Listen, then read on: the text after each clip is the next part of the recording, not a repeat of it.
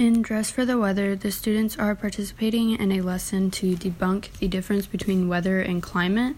During the engage stage, the teacher asked the students a question to engage them in the guided inquiry unit.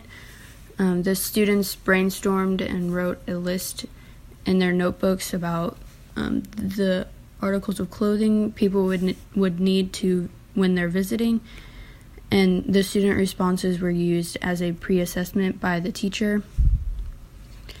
For the explore stage, they ended up looking at weather data over previous years. The students had to explore different ways that would support their lists, and they ended up looking at charts from the National Weather Service and discussed what each column represented. They then worked as a class and came up with questions that would help them be more familiar with the data. The students worked with partners to answer those questions, and the students then had to revise their list by crossing items off and or adding items, and for each item on the list they had to provide evidence for their choice on why it was on the list.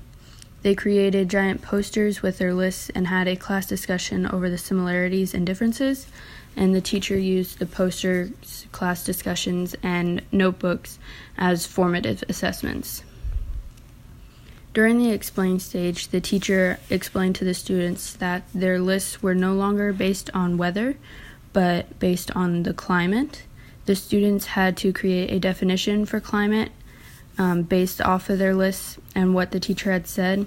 They came up with a definition using their knowledge gained from previous investigations, and the students were then asked to explain how climate differed from weather. During the elaborate phase, the class started comparing two cities to each other instead of looking at just one city. They were comparing a city along a coast to a city that was landlocked, but also on a similar latitude to the coastal city.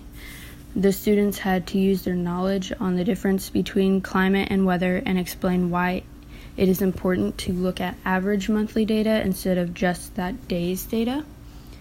The students picked cities that interest them and created a data collection table over those two cities, and the tables were posted around the classroom, and the students walked around and looked at all the tables and identified patterns and drew evidence-based claims off of each of the graphs or tables. And during the evaluate stage for this lesson, it was a few discussions with a demonstration in between. The teacher led or guided the discussion with a few questions and let the students take over after that. And the teacher used the discussion for more formative assessments. The teacher then conducted a demonstration to show how water and earth heat up at different rates.